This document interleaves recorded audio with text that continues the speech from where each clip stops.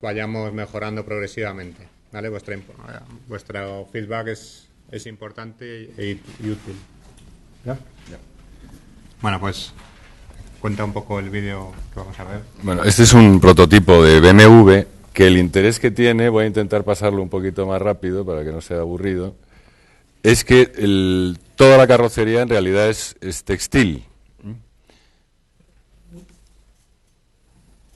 Vais a ir viendo un poco cómo se comporta. Realmente es un material, ¿cuál es exactamente, Jesús? Que tú te lo sabes. Alumafel. Tiene una resistencia tremenda, pero de momento no veis nada así muy espectacular. Pero fijaros ya, por ejemplo, en los asientos, cómo se van a configurar.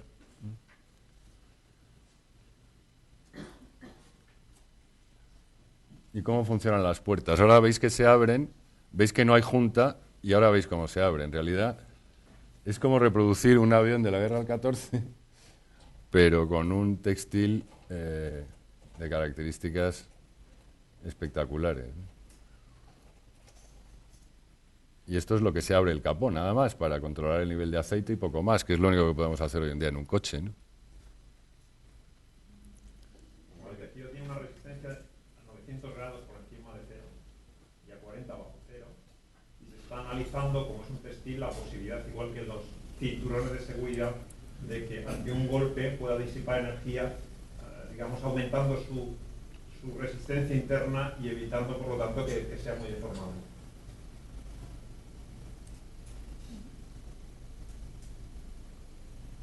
¿Pero toda la carrocería es de textil o le cubre...?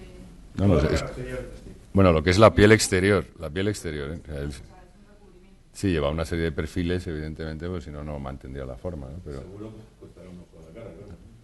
supongo. Compañía que Es asegure. un prototipo. Yo creo que con esto ya el vídeo este termina. Otra vez estamos empezando, ¿no? Bueno. A ver, escritorio. Y este otro vídeo, que es, en realidad lo tendría que poner Mike, pero como me lo dio hace tiempo, pues... ¿Dónde estabas? Aquí. Que espero que camine también.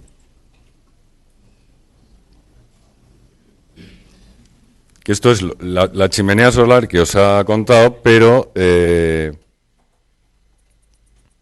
uy. Pero en un vídeo.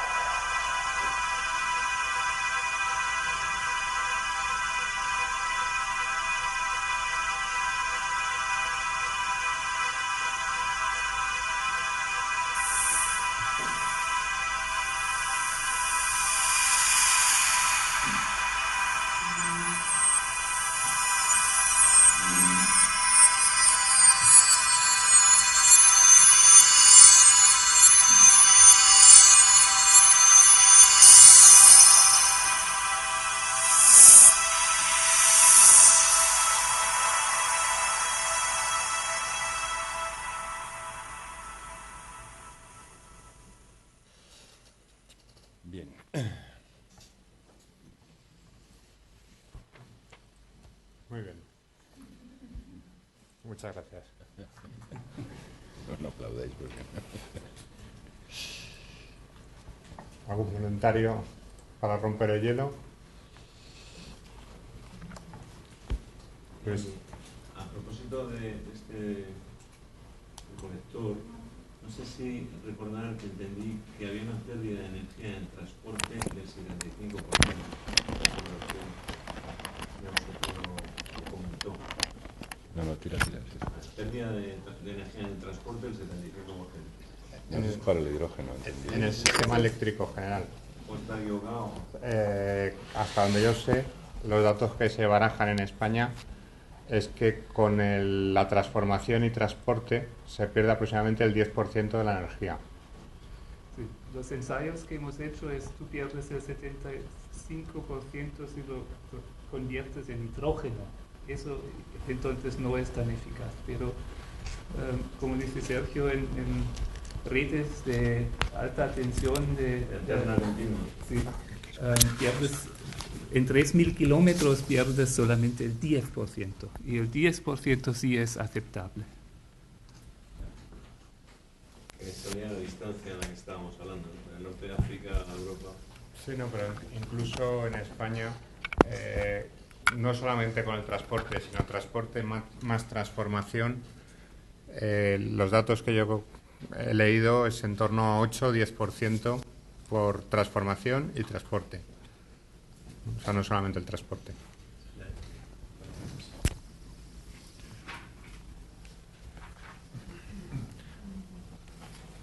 Katia.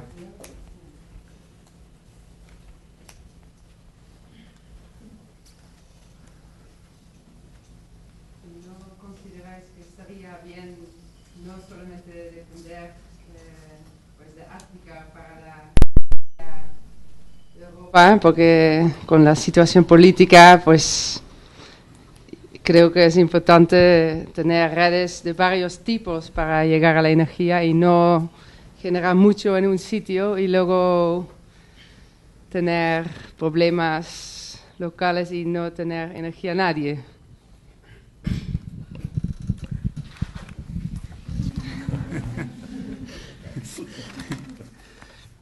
Bueno, si miras el mapa de Desertec, ellos no solamente confían en la electricidad del norte de África, sino de la energía eólica del norte de Europa y de todos estos países europeos. Pero sí, la idea de Desertec se concentra mucho en los países del norte de África. Pero, ¿sabes? Pasa mucho en los Estados Unidos, en California hemos visto centrales en Israel, en Australia, en la India. Entonces, en todo el mundo hay estos movimientos. Y claro, el problema político lo hay siempre, lo hay ahora mismo aún más fuerte.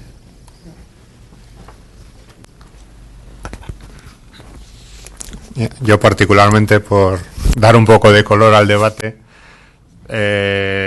yo creo que efectivamente sí que uno de los problemas que comentaba yo en mi ponencia ayer de la dependencia geoestratégica, política, derivada precisamente de la ubicación de fuentes naturales, pues en el caso de que concentrásemos mucha capacidad de generación en África, pues supondría extender un poco esa situación de dependencia estratégica de terceros países que tienen regímenes que no son demasiado estables o pueden no serlo.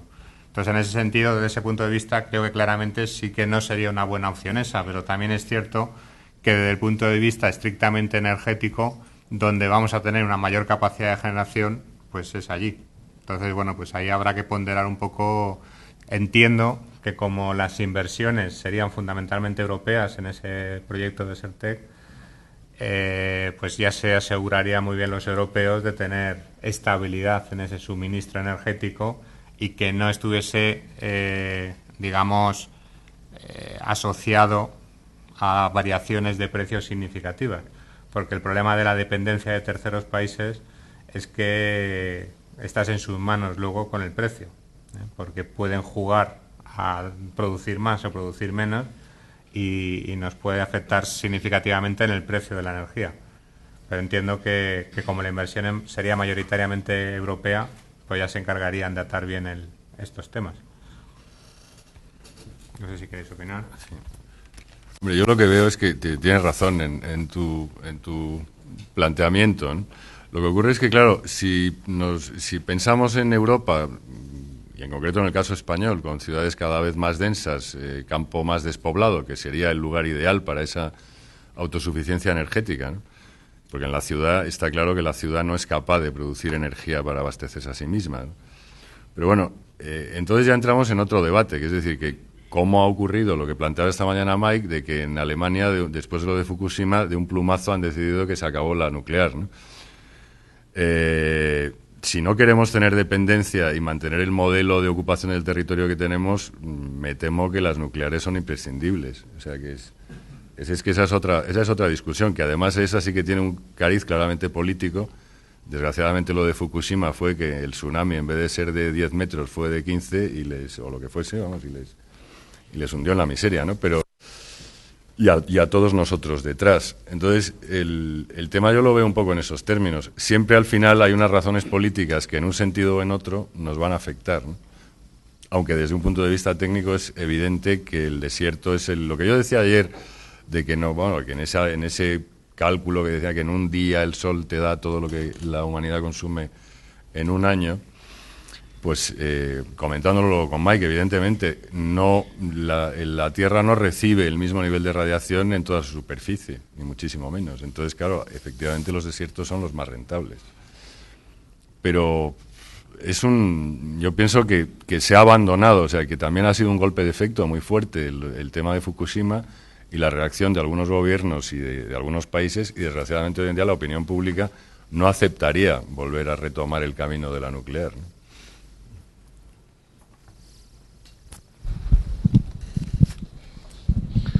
Yo, yendo un poco más atrás en la discusión, quería preguntaros por el modelo energético en dos ámbitos. Por un lado, la escala de la generación. Hemos hablado muy rápidamente o muy discretamente de microgeneración en los propios edificios. Y en la sesión de hoy con Mike hemos hablado de macrosistemas. Y por otra parte, Luis reforzaba la idea de la eficiencia energética en los edificios y la reducción del consumo, y Jesús de alguna manera pintaba un futuro casi basado en lo digital y por tanto con unas necesidades energéticas, entiendo, que más reducidas. Sin embargo, por ejemplo, Enrique, ayer cuando hablabas de las viviendas de aluminio japonesas, casi parecía que confiabas más en que en el fondo lo nombraba hoy Mike, en un suministro energético abundante y limpio que aligerara mucho la inversión de materiales en la edificación. Entonces, ¿cuál va a ser el reparto, creéis que va a ser el reparto entre sistemas de microgeneración y macrogeneración? ¿Y cuál va a ser el papel de la edificación? ¿Unos edificios muy complejos que ahorren mucha energía o unos sumideros energéticos en uso para reducir la necesidad de materiales? Bueno, yo personalmente lo que creo es que es un sumatorio de un montón de cosas. Es decir, no son temas, siempre a veces estas cosas se plantean en un debate como a blanco o negro, ¿no? Y no es así, ¿no? Es decir, está muy bien el aumentar la eficiencia energética de los edificios, igual que ha ido aumentando la eficiencia energética de los vehículos. Es decir, sigue habiendo vehículos de explosión, coches, con motores de explosión que cada vez consumen menos, con unas prestaciones prácticamente iguales a las de hace 10 años, o incluso superiores, ¿no? O sea que eso por un lado, es decir, por un lado optimizar energéticamente siempre es bueno, siempre y cuando no se entren en absurdos, ¿no? Y renunciar a las posibilidades que nos ofrece la tecnología o los materiales de altas prestaciones y muy abundantes, que esa es un poco la tesis que yo defendí ayer, es que para afrontar el crecimiento que nos va a venir en los próximos años, querámoslo o no, porque además es un tema que está fuera de nuestras manos, no va a ocurrir en Europa, va a ocurrir fuera de Europa. Entonces, el utilizar materiales muy abundantes pues es simplemente una cuestión de mantenimiento de recursos, básicamente va por ahí. ¿Que para transformar esos materiales necesitas mucha energía? Pues sí, pero yo considero, podríamos discutir muchísimas muchísimo más sobre el tema de la nuclear, ¿no? Me refería cuando hablabas eso a que casi hablabas más de reducir el consumo energético en la construcción o en la generación de los materiales, pero casi aligerar tanto que en la fase de uso igual que creciera, ¿no? No necesariamente tiene que aumentar el consumo energético por construir ligero, sino casi te diría que todo lo contrario. Es decir, hoy en día estamos sufriendo una inercia térmica de muchas edificaciones antiguas no deseada y que además no controlamos. Es decir, tenemos el ejemplo más fuerte para mí. Por ejemplo, una catedral gótica tiene una inercia térmica no de un ciclo diario, es un ciclo estacional, el propio edificio. Entonces, ¿cómo lo controlas, ¿no? Es mucho más controlable. Yo para enfriar o calentar aire le tengo que aplicar poquísima energía. En el momento que yo ya tengo un edificio con mucha inercia térmica, tengo que calentar o enfriar toda la envolvente, o sea, todo el edificio, toda la inercia térmica que en un momento dado me es favorable, la tengo que precalentar o preenfriar para estar a gusto, ¿no? Mientras que si tuviese unos edificios maravillosamente aislados, muy ligeros, y que lo único que tengo que enfriar o calentar es aire, realmente el aporte energético que le tendría que hacer al edificio es mínimo. Entonces es un tema que, insisto, no es tan a blanco-negro, pero siempre se plantea un poco en unos términos de blanco-negro. Yo creo que no es así. Yo creo que es cada vez afinar un poquito más la guitarra, ¿no? y conseguir esos balances. Pero lo que está claro que no podemos pensar en volver a las cavernas, en el sentido de que, vale, pues quemamos 4 maderos y ya estamos felices, ¿no? Porque no va de eso. Cada vez nuestra demanda, además, es más sofisticada. Está claro que la energía que nos interesa es la eléctrica, porque todo este mundo digital sin electricidad es impensable. O sea que, bueno, no sé si te contesto con eso. No es una postura radical, es simplemente el decir que lo que más abunda son los materiales que, insisto, silicio, aluminio, hierro, etcétera, y a partir de ahí pues podemos hacer muchas cosas, ¿no? A mí me gustaría dar una vuelta un poco al discurso, no con ánimo de seguir siendo un poco lateral en estos aspectos. Pero esta mañana quedaba, digamos, un aspecto que a mí me ha parecido interesantísimo y en el que hemos en algún momento reaccionado o reflexionado más bien en alguno de los doctorados de la UPM. Y es, ¿qué pasa si realmente hay un exceso de energía? ¿Cuál es el mundo que tenemos? Imaginemos que tenemos todo el exceso que queramos. ¿Y entonces qué ocurre? Esa relación que parece que establecemos entre los sistemas de proceso, de producción, los sistemas de criterios nuevos de conformación del hábitat, etcétera, la estructura social que tenemos, ¿realmente cambiaría? Claro, cambiaría muchísimo, pero ¿en qué sentido? Porque ahora parece que relacionamos una cosa con otra. Se ha comentado aquí la necesidad de gastar menos energía.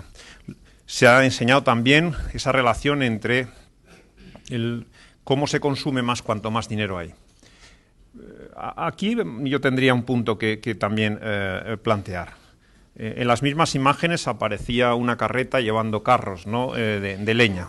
De todos es conocido como Morris precisamente escribe en una serie de ensayos sobre el comportamiento del hábitat territorial de los Dogon, del pueblo Dogon, de la manera en que van devastando alrededor de su centro, de su núcleo, la zona de captación de energía de madera y cómo aumenta, así que se gasta más energía para conseguir más energía.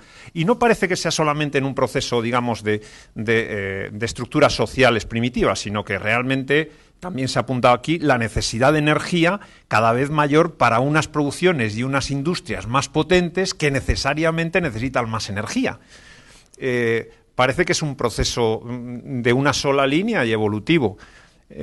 Por lo tanto, parece que es una única dirección de interpretación del caso social y de cuál es nuestra propuesta. La idea sería separar lo que parece que hoy queda aquí en este debate un poco más claro, es cuál es la producción de forma a gran escala o a gran escala esa energética y, por otra parte, cuál es el criterio social de comportamiento o de nuestro hábitat, independiente de eso. Es decir, ¿qué ocurriría? Nuestra forma de actuación solamente depende de la forma energética, porque a lo mejor hay que llegar a esa conclusión, pero bueno, en principio un astronauta metido en una nave espacial tiene toda la energía suficiente y sigue, sin embargo, manteniendo estatus terrestres. ¿Cambiaremos o cambiaríamos en el caso de tener ese extraordinario, digamos, conseguir ese paradigma, ¿no? Tenemos toda la energía que queramos, ¿cómo cambiaríamos? Entonces, ese es un planteamiento, por lo tanto, yo separaría esos dos campos para poder identificar con claridad cómo es nuestra situación y después interpretarla bajo otros aspectos, porque es que si no parece que solamente hay digamos, una estructura conductista, ¿no? Es decir, necesitamos energía, se consume mal energía, necesitamos más energía para producir energía o para producir, y por lo tanto todo parece debido a esto, ¿no? Has preguntado por un modelo, ¿no? Sí, había un modelo.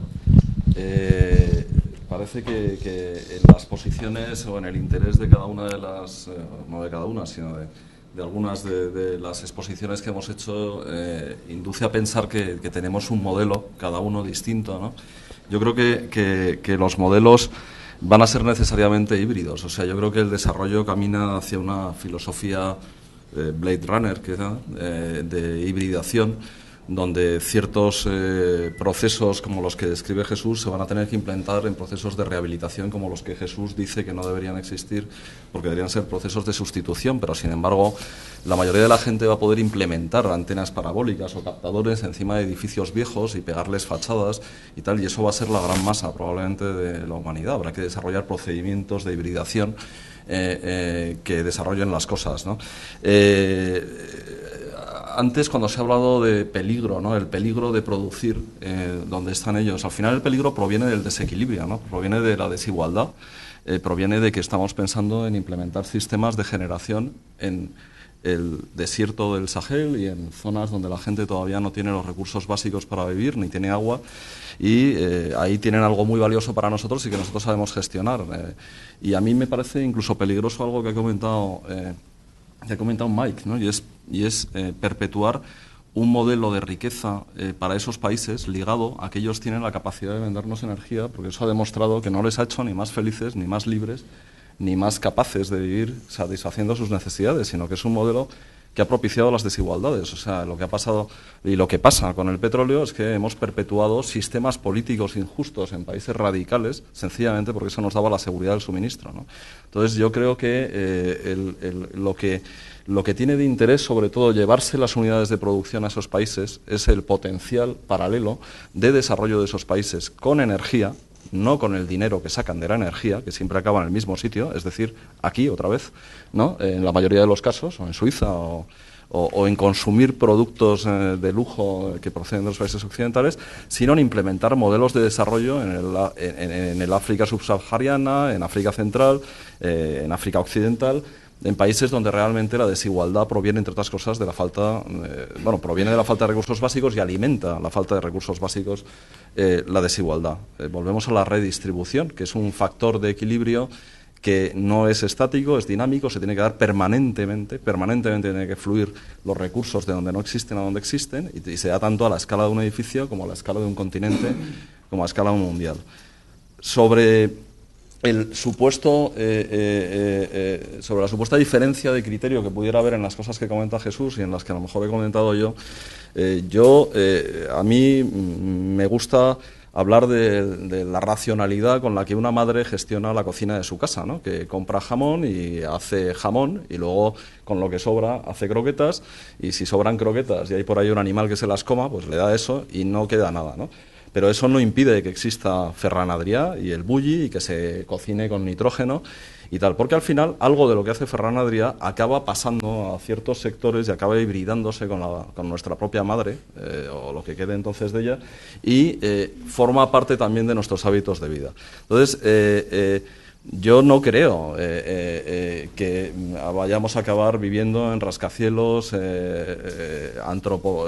con formas complejas, pero sí me parece que eso va a filtrar una serie de experiencias, igual que la construcción aeronáutica militar, además ha filtrado Katia a la construcción civil, ¿no? Desde Dassault. Eso es una tecnología desarrollada como tantas otras que ahora disfrutamos a nivel doméstico, inducida por por una política de investigación orientada al mal, que es a crear armas que matan gente, ¿no? O sea, al final el mal redunda en el bien, es la continua paradoja en la que vivimos. Al final Katia llega 40 años después de haber estado haciendo aviones para bombardear, pues se convierte en museos de arte contemporánea, ¿no? Y así pasa con muchas otras cosas, pero yo creo que al final nadie va a poder definir un modelo, el modelo se va a definir a sí mismo. Yo en lo que sí creo es en la necesidad, el paradigma de la arquitectura sostenible, volviendo al concepto de que la sostenibilidad es equilibrio, creo que es imposible que esto prospere si no hay factores de reequilibrio que son esenciales a todos los sistemas naturales. Y el problema que veo es que caminamos en una espiral que propicia un factor de permanente desequilibrio y de desequilibrio que se incrementa en progresión geométrica, ¿no? Y eso viene inducido también y ahora generamos debate, Jesús, por esa manera de crear desarrollo tirando la pultrusión, ¿no? En vez de la extrusión, en vez de empujar con las necesidades y cubrirlas, tiramos de lo que hay para crear necesidades que no existen e inducir un desarrollo permanente. Es como esa imagen del vídeo de Españistán, ¿no? Que de repente dice, y como había necesidades, se crea riqueza, se crea un sistema económico que las cubre, ¿no? Y de repente el círculo da la vuelta y dice, y no era así, porque en realidad esas necesidades no existían y el único motor de ese desarrollo era la voluntad de hacer negocio y no cubrir las necesidades. Cuidado, en parte, y solo en parte, creo que la creación de necesidades artificiales conduce a una espiral en la que se agotan los recursos. Ni siquiera en un escenario de energía gratuita podríamos pensar en que todos los recursos que se manejan a partir de la energía pudieran ser también gratuitos o inagotables, ¿no? Somos capaces de desafiar a los principios más elementales y pensar que va a llegar un momento donde vamos a generar o el movimiento perpetuo o la energía gratuita. Pero en el fondo, en la esencia de nuestra propia naturaleza, no está eso, sino la economía de medios, ¿no? Y eso es un poco lo que tenía que decir sobre las últimas preguntas. Toma, Jesús. No, hablar vosotros. No, yo no quiero monopolizar el tema. Yo desde luego creo que no. Lo primero es que no es ninguna solución elitista la que yo estaba proponiendo en mis ponencias, de ninguna manera. También debo decir que a lo largo de la historia todos somos capaces de reconocer momentos de la historia en que los avances y los cambios pues han tenido siempre un demiurgo, un ser superior que amenazaba, han pecado muchas veces por parte de la humanidad de pensar que eran males sobrevenidos y que realmente, pues como todo el mundo recuerda, es subirse a una máquina de tren. A Stevenson le decían súbase y probablemente morirá. Es decir, no piense usted que a esa velocidad muere.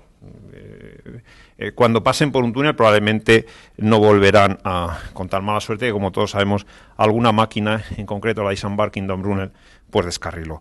Pero la realidad es que los cambios son sustanciales. Morris, antes lo comentábamos, un americano físico, pero con una formación matemática extraordinaria, calculaba, o ha estado calculando hasta hace poco, el grado de evolución de la técnica, la velocidad de avance de la técnica y del progreso, digamos, técnico, en función de la realidad social que tenemos y del uso cotidiano, de la vida cotidiana que desarrollamos. Y en los años 90 estableció, finales de los 90, digamos, una formulación matemática de tipo logarítmico que establecía esa evolución acelerada en estos últimos años. Hace 5 años, esa formulación por todo el mundo, digamos, en fin, los profesionales especializados en este tema, verdaderamente aceptado como algo que efectivamente, como una cuestión que efectivamente reproducía esos avances y la repercusión que tenía en general en la sociedad, el mismo Morris aceptó que se ha acabado. Que el proceso en los últimos 2 años o 3 últimos años está fuera, es una tangente vertical, que no tiene ningún tipo de formulación en este momento que reproduzca ese avance y que verdaderamente es un cambio sustancial. Yo creo que básicamente debemos entender que no podemos no asumir como si fuese una religión que el proceso industrial que no hace tanto, es decir, los sistemas industriales que no hace tanto que se han impuesto, hay que recordar el taylorismo a principios del siglo XX, no hace tanto que ese proceso de industrialización, hoy se ha hecho referencia incluso a los cambios sustanciales que se han producido en determinadas cuestiones después de la Segunda Guerra Mundial, nos han afectado de manera muy cercana. Estamos hablando de materiales, estamos hablando, recordábamos hoy, como en el año 54, 1954 es la patente de Pilkington Glass and Company, es decir, el float system. Y no tenemos ningún refuerzo todavía en el vidrio que sea mencionable. Hay que recordar que en realidad la lámina es de 1904, 1905, Livy Owens, o el proceso de Foucault. Verdaderamente son soluciones tan cercanas que nos invitan a pensar que los cambios no se pueden quedar en esa especie de evolución, digamos, de tangente continua y demás. Y me parece magnífico. Yo antes incluso Mike Sly ha comentado la peligrosidad de asumir determinadas formas, o como tú comentas ahora, Luis, el pensar que todos tenemos que vivir en torres. Ha habido propuestas, evidentemente, aquí todo el mundo está de acuerdo desde la primera ponencia en que el tema de ocupación del suelo es un tema redundante y fundamental. Bueno, pues si el tema redundante es ese, tomémoslo en consideración, porque hay que ver esas imágenes de la ocupación de la superficie del suelo. A lo mejor es que hay que irse a vivir a los desiertos, como yo estoy viendo allí, y nosotros estamos intentando en ese concurso desarrollar, ¿no? Es decir, verdaderamente es que la situación es muy cambiante, es que la densidad es tremenda, es que el nivel de ocupación, por ejemplo en Alemania, para encontrar, creo que lo puedes tú comentar mejor, Mike, un espacio salvaje es difícil según las últimas cuestiones, quedan pocos restos de espacio, digamos, libre. ¿Hasta dónde vamos a llegar en esa situación? ¿Podemos seguir utilizando y llenando de espacios carreteras enteras, que no sabemos muy bien? Precisamente el profesor José Antonio Fernández Ordoña, el otro día me refería a él, con el que tuve la suerte de trabajar y aprender, pues como ingeniero maravilloso siempre decía, es proporcional la velocidad que se va ganando para el desplazamiento de un lugar a otro con el número de kilómetros que aumentamos para poder hacerlo en autopista. Y claro, esto es una realidad evidente. Entonces, asumir de manera obvia que no sé qué costaría hacer cualquiera de nuestros, ya no digo teléfonos, sino cualquiera de las pantallas. Recordamos algunos las pantallas, esa profundidad que nos ha cambiado incluso los tableros para trabajar. Medían cerca de 50, 60 centímetros casi de fondo. Recordamos que el primer PC ha sido en 1981, junio de 1981. El primer PC. ¿Y en dónde estamos? Entonces, no se trata de que la bondad de las imágenes o tal, y recibiendo un poco esa digamos, observación magnífica del propio Mike, yo creo que no se puede uno quedar en las imágenes que se han propuesto, porque nos llamen la atención, es decir, porque no sean reconocibles para una visión o una asunción gráfica racionalista, como la que tenemos. Lo que no podemos asumir es que sigamos manejándonos con imágenes muy cercanas al siglo XVIII en la mayoría de nuestras habitaciones. Eso sí que es verdaderamente resulta, un paradigma.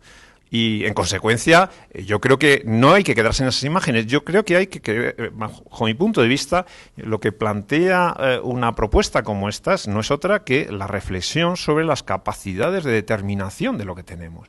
Porque, en el fondo, debemos entender lo siguiente. Nos proponemos el problema ahora de la sostenibilidad cuando el problema del desequilibrio es total y cuando la crisis es absoluta. Antes no se ha comentado este tema. Lo más curioso es que se trata de que ese desequilibrio hay que producir más, pero como no se consume porque la crisis es grande y hace falta vender, ese proceso de industrialización que se ha inventado no tiene salida, porque además no tiene reciclaje. Entonces, como hay que producir, resulta que no hay trabajo porque no se consume y, sin embargo, se necesita energía para producir más porque si no, no es económico el producir. Entonces, ¿en dónde estamos?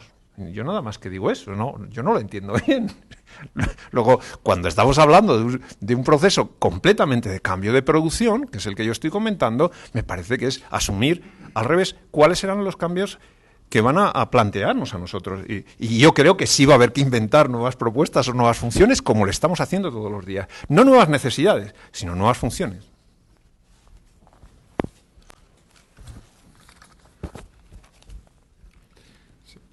Yo, por intentar darte una respuesta a lo que has preguntado, porque preguntas una cosa y nos salimos por las ramas. No sé, respecto al sistema sin microgeneración o macrogeneración, yo creo que necesariamente hay que llegar a un equilibrio. Las funciones son diferentes. Con la macrogeneración tú tienes que conseguir y garantizar la estabilidad de todo el sistema, cosa que con la microgeneración jamás lo podríamos conseguir.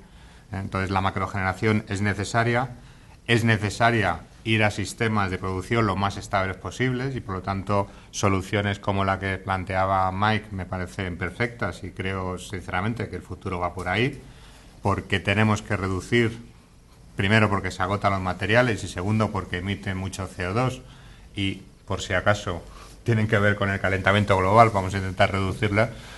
Hay que reducir la combustión de carbón, de gas, de petróleo, hay que reducir el uso de nucleares, puesto que suponen unos riesgos que no son asumibles hoy por hoy para la sociedad occidental y por lo tanto hay que intentar reducir esas nucleares y no queda otra que aumentar las renovables.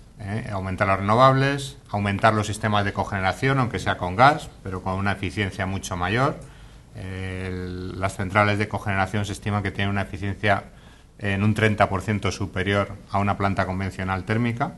Por lo tanto, pues aunque sea un recurso también agotable, el rendimiento justifica que se utilice.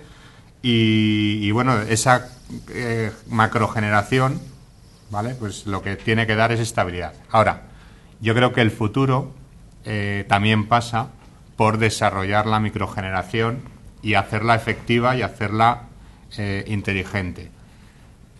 Nos comentaba Mike que la experiencia en Alemania con las 100.000 casas fotovoltaicas, que había sido un desastre, y me lo creo.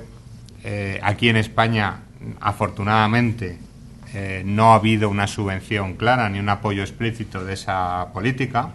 Digo afortunadamente porque si no tendríamos ahora muchísimos paneles fotovoltaicos por todas las casas y la experiencia desde el punto de vista de la efectividad habría sido tan desastrosa como en Alemania. Y yo creo que para que realmente eso tenga sentido se tienen que dar un poco las circunstancias que comentaba ayer. Tiene que haber un sistema de concienciación de la gente, tiene que haber un sistema de gestión inteligente que te gestione un poco la demanda y te trate de adaptar esa demanda a la generación, a la disponibilidad energética que hay en cada momento. Tiene que haber un desarrollo de TICs, de sistemas inteligentes de gestión, con el desarrollo de pasarelas residenciales y sistemas domóticos que te agilicen y te gestionen esa energía y esa gestión de la casa. Es impensable que la señora tenga que estar, la señora o el señor, tenga que estar pendiente de cuál es el precio de la energía para poner la lavadora o no ponerla. Y luego también, muy importante, tiene que cambiar un poco pues la parte administrativa del asunto. Tiene que haber leyes, primero, que modifiquen los sistemas tarifarios. Solamente tiene sentido si el usuario se beneficia, y el usuario se beneficia de esa gestión inteligente de la energía si realmente le afecta a su bolsillo. Entonces tiene que haber más tarifas, más escalones tarifarios que ajusten un poco el coste de la energía a la disponibilidad, y con eso la gente estará motivada para poner la lavadora antes o después, porque realmente se va a ahorrar unos euros a final de mes haciéndolo de una forma o de otra. Y luego también es necesario cambiar y simplificar un poco la legislación. En España ahora mismo, para montar unos paneles solares en una vivienda, poco menos que tienes que declarar y hacer toda la tramitación exactamente igual que si montases una planta energética en mitad del campo de 5 megavatios. Con lo cual es absurdo. Hay que simplificar muchísimo los procesos para que la gente realmente entre por ahí. Si todo eso conseguimos armonizarlo y desarrollarlo un poco en paralelo e implementarlo, si conseguimos, y esto es una pregunta que lanzo a mis contertulios, sobre todo a Mike, un poco por la experiencia alemana, si desarrollamos sistemas de acumulación de energía, que es otra necesidad importante para que esto de la microgeneración realmente funcione, creo que será en unos años la realidad a la que tendamos. con independencia de que a largo plazo, si conseguimos energía gratuita, pues a lo mejor hay que cambiar claramente el paradigma y el modelo y todo. Pero hoy por hoy la energía es un problema y a lo que tendemos es a optimizar, digamos, la energía que podamos conseguir. Lanzo la pregunta de la parte de acumulación. Bueno, primero algunas otras cositas. Jesús, en Alemania hay bastante espacio todavía. La población alemana no ha crecido en muchos años y especialmente en Alemania del Este hay mucho verde y mucha depoplación porque la gente se va a las ciudades ricas del oeste. Entonces, no es exactamente, Alemania no es un buen ejemplo en este sentido. O es un buen ejemplo cómo las cosas mejoran también respecto a la naturaleza. Luis, claramente con lo del Desertec no quiero promocionar las dictaduras de Irán hasta Libia, pero hay un proceso democrático y hay mucha pobreza y la construcción de estas centrales que se pueden hacer con mano de obra con no muy alta calificación puede ayudar a estos países y quitar la pobreza y ayudar al proceso democrático. Eso espero, pero yo entiendo que hay ciertos riesgos. Pero lo que he querido mostrar en mi charla es que urge la cosa, no es un juego, no es que algo que sobre lo charlamos un poco y luego nos vamos a casa. Yo pienso que es urgente que hagamos algo. Y para nosotros, ingenieros, empezarán tiempos de oro, porque somos nosotros quienes podemos hacer mucho en este campo, hasta la acumulación, ¿no? Porque el gran problema es acumular la energía que producimos en tiempos donde no la necesitamos, ¿no? Entonces, otro campo para la ingeniería, trabajar con sales fundidas o grandes discos de metal que giran o grandes bombas de aire comprimido. Hay muchas posibilidades donde tenemos que trabajar. Y muchas más cosas que tengo que decir, pero me gustaría escuchar un poco de vosotros, ¿no? Porque una cosa es aguantar enseñanza frontal y no hacer mucho más, pero yo pienso que tenéis que aprender y forzaros de responder y abrir la boca y decir algo, ¿no? Porque el discurso es importante y hay que forzarse, hay que aprender esto también. Por eso me gustaría si cada uno podría decir una frase por lo menos, un comentario, una pregunta. Pero es mi propuesta. Bueno, voy a empezar yo. Una de las cosas que me interesaba mucho de lo que te hablaba es esta mañana. Por ejemplo, de la analogía del iPhone, ¿no? Que en realidad yo la veía un poco inadecuada, porque ¿no? lo que plantea eso es como una especie de aparato neutro en la que se desarrollan como aplicaciones para ese aparato. Y sin embargo, de lo que tú hablabas, como por ejemplo, va más en relación con una forma que es aparentemente más caprichosa. Y entonces lo que yo creo que sería más interesante es hablar más que de aplicaciones que se desarrollan para un objeto neutro, más como un sistema operativo. Es decir, como que toda esta forma se gobierne por la ergonomía o incluso por el pensamiento del aprovechamiento energético, con cuestiones como mecánicas que hagan que las cosas se muevan, que sean como más grandes o más pequeñas, y que si estamos en esa onda probablemente como que alcancemos una belleza como más real de relaciones, más probablemente. Y también pues de más baja entropía a un nivel como intelectual, ¿no? Y luego de lo que decías tú, Luis, de lo de que el sistema de sociedad como que tenemos es uno que crea por encima, o sea, como que crea el uso o la falta de algo y luego como que tira al revés, ¿no? De ahí. Y en ese sentido yo creo que es una cosa la heredamos de la economía, ¿no? En el sentido de que los bancos crean el dinero de la nada y nosotros por vía del gobierno como que tenemos como que se paga por la factura 2 y 3 veces para que la inflación como que cubra por esas cosas en el otro sentido. Y entonces esto como que lo uno con una cosa bastante interesante que está dicho antes de lo de la, o sea, de qué pasaría en un escenario de energía como que sobrase, ¿no? Básicamente, y igual como que se podía usar para en sistemas de computación incluso como sistema de moneda, ¿no? Porque sería como bastante interesante, ¿no? En el sentido de que se crearía al mismo tiempo que se intercambiaría, ¿no? Me parece un sistema como mucho más justo que el que tenemos ahora, ¿no? Y nada, y muchas gracias. Gracias a ti. Bueno, yo quería plantear hasta qué punto es viable plantear soluciones locales o incluso lo que hablabas tú, Mike, de Eumena, ¿no?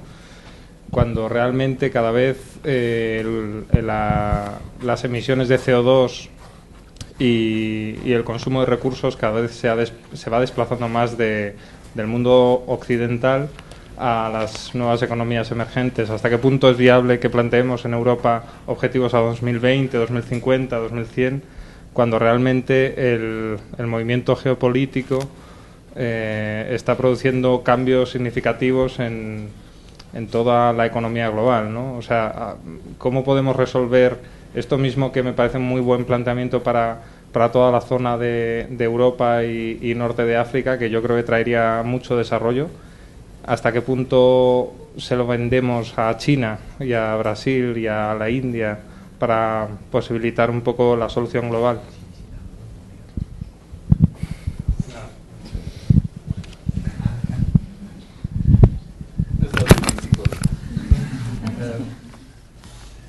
Es una pregunta muy difícil, no sé muy bien qué decir. Hay que empezar, hay que ponerse en marcha, ¿sabes? Y claro, hay que convencer a los otros o a ver si los chinos y los brasileños tienen ideas mejores incluso, ¿no? Bueno, a mí no sé, hablando precisamente de Alemania, los chinos en el sentido de coger ideas buenas de los demás y llevarlas a la práctica, pues el tren el maglev, que los alemanes han desarrollado, no han llegado a implantar en Alemania, los chinos se lo han copiado por la cara y lo tienen, ¿no?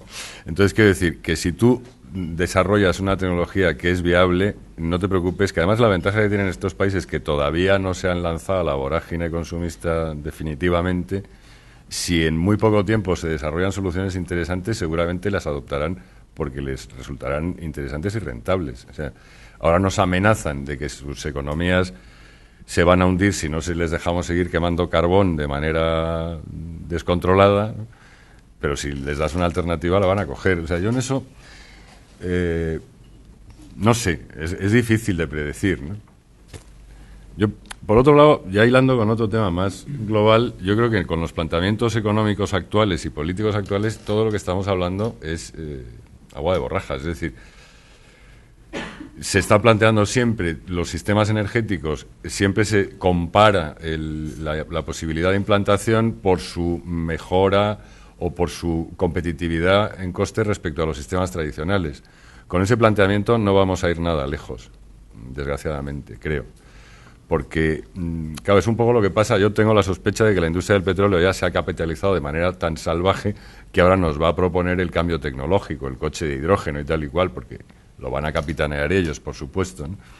Entonces, en esto yo creo que siempre se llega a lo mismo. Ahora mismo los americanos nos tienen en vilo pensando si se van a declarar en bancarrota y van a arrastrar a todo el mundo y tal. Es una especie de crimi que se va a resolver en las próximas 48 horas, ¿no?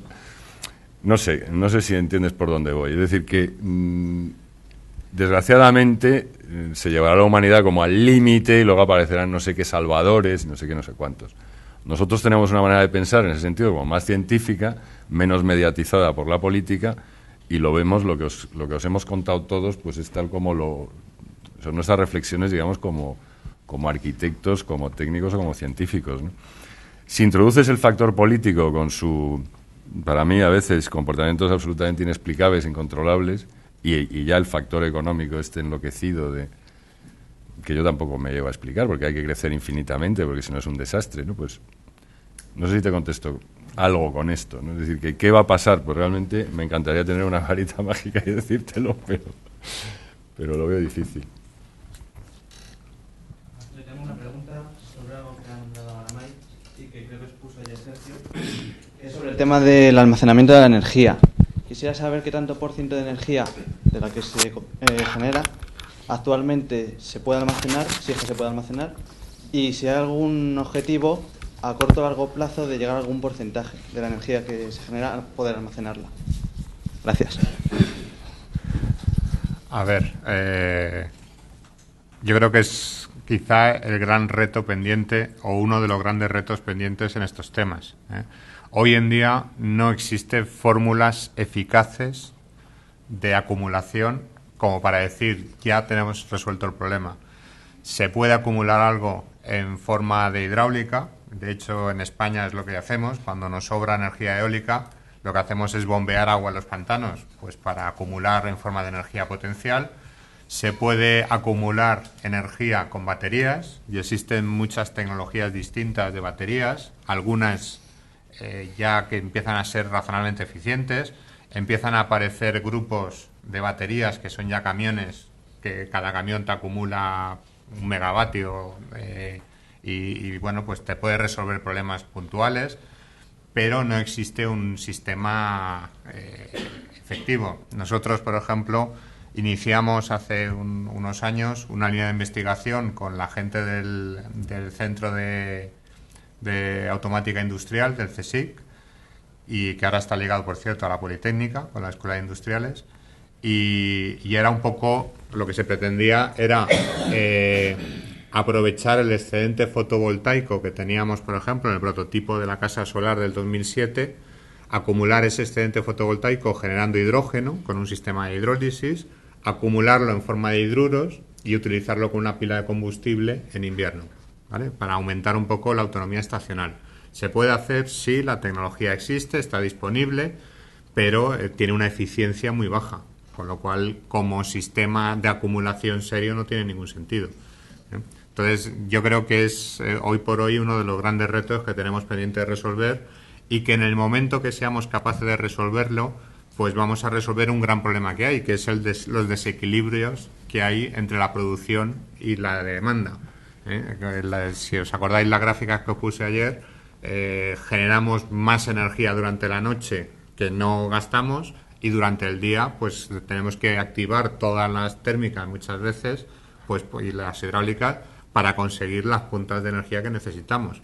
Si consiguiésemos acumular energía, los excedentes de energía que tenemos por la noche se acumula y se utiliza durante el día sin necesidad de tener que activar medios complementarios. Y sería una buena manera de ir progresivamente pues cambiando o sustituyendo el modelo energético. No sé, Mike, si quieres añadir algo.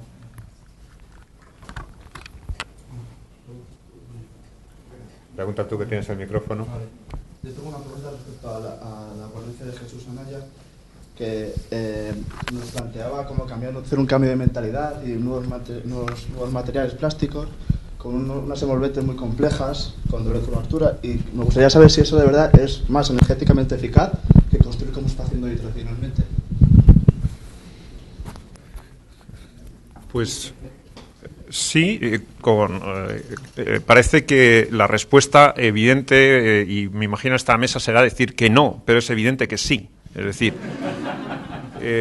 y la razón es obvia.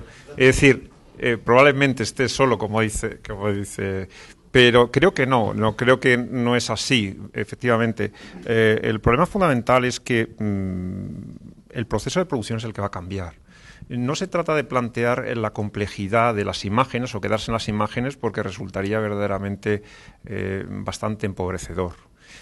Son intentos, además, curiosamente, de una, digamos, un grafismo curiosamente salido de un racionalismo. Por lo tanto, no es significativo lo que estamos viendo. Yo creo que es lo primero que deberíamos pensar.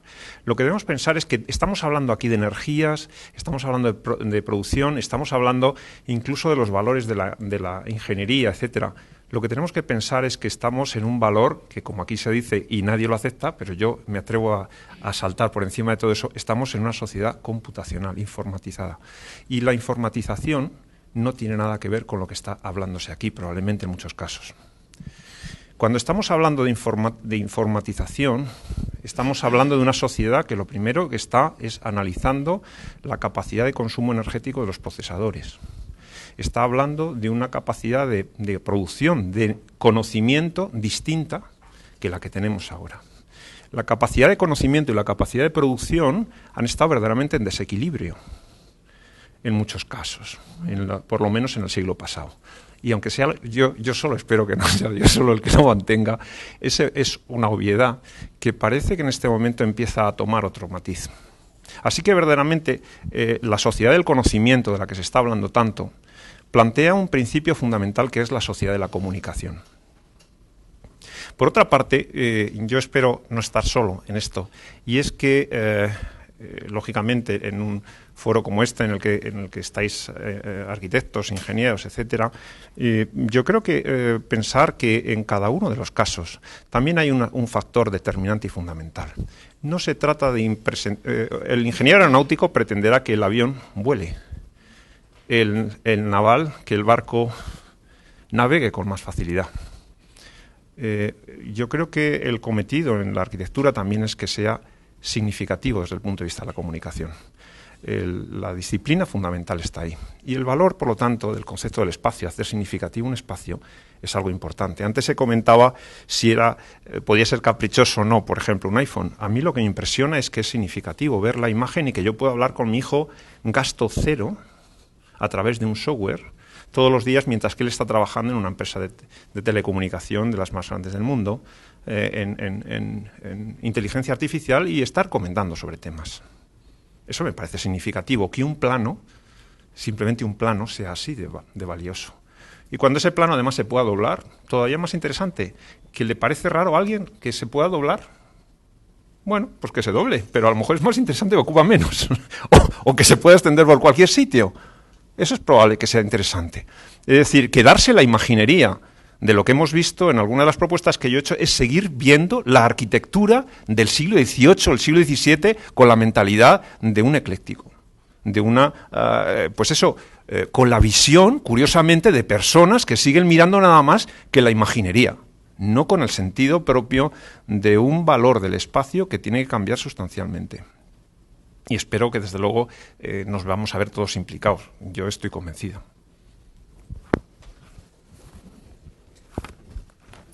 Bueno, yo tenía dos preguntas. Una es un poco acerca de lo que se ha hablado esta mañana, de lo de las casas inteligentes, estas que te dicen que te encuentras mal o que tienes que hacer y tal. O sea, se ha visto, las casas han evolucionado bastante en estos años, la televisión, la lavadora, lavavajillas y todo esto. Yo no sé ahora mismo qué evoluciona más, si esta capacidad de autoabastecerse energéticamente o el consumo energético que supone estas mejoras en cuanto a calidad de vida, gasto de agua y tal. Claro, se ve que aparecen lavavajillas más eficientes y todo eso, pero yo supongo que aparecerán, con la domótica y tal, aparecerán más facilidades en la vida diaria y que también consumirán bastante más. Entonces no sé cómo está avanzando eso. Y la otra tenía que ver un poco con esta inversión que se hace acerca de energías y tal, y se habla de energías, pero luego me parece que la gente está un poco desinformada. Por ejemplo, no sé, con esto de Alemania, la decisión que ha tomado Alemania de cerrar las centrales nucleares, como que me parece un poco precipitada. Y me parece un poco surrealista también que pueda afrontar la demanda energética que tiene cerrando las centrales solamente por lo que ha pasado con Japón. Y me parece un poco, no sé, irracional o visceral hacer eso. Entonces, ¿no sería mejor también invertir, antes de invertir en todo lo que se está invirtiendo, en información al público, a los ciudadanos, para saber un poco más cómo está el tema y cuáles son las verdaderas posibilidades? Que, no sé, es que parece que se guían por lo que oyen por partidos verdes y todo eso, que prometen cosas muy bonitas y tal, está muy bien, pero luego parece muy poco real. Entonces, eso. Gracias.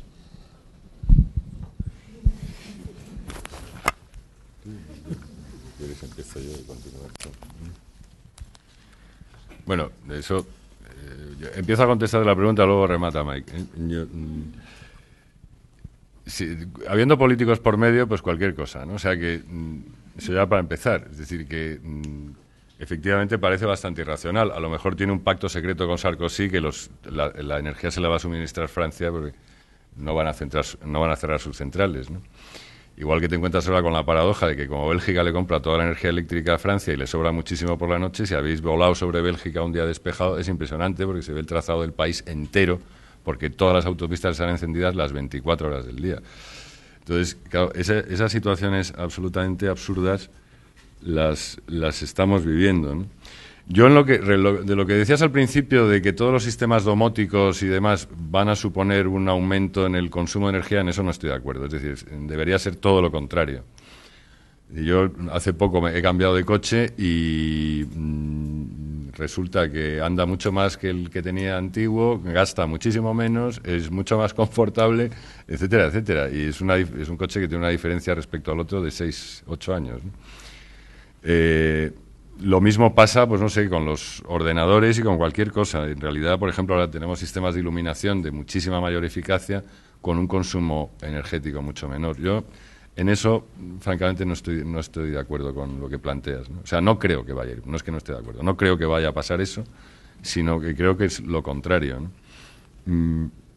De hecho, seguimos viviendo, de alguna manera, imbuidos, y mucha gente no matiza un poco lo que comentaba también Luis el otro día, ¿no? Es mucho más fácil la cultura del encendido apagado, es decir, es mucho más fácil para un señor que lleva el mantenimiento de un edificio una caldera de gas que simplemente le dice encendido o apagado, que no tener que ver un montón de lectores y sacar unas conclusiones de cómo se está acumulando energía, qué tiempo va a hacer mañana y 2 o 3 cositas más que nos implica pensar algo más. Yo creo que también a todo esto hay que añadirle una inteligencia de la gente en general. Es decir, no es que piensan 4 para resolverle la vida al resto de la humanidad. Yo creo que la gente se tiene que poner las pilas en general para pensar. Es decir, no es decir, es que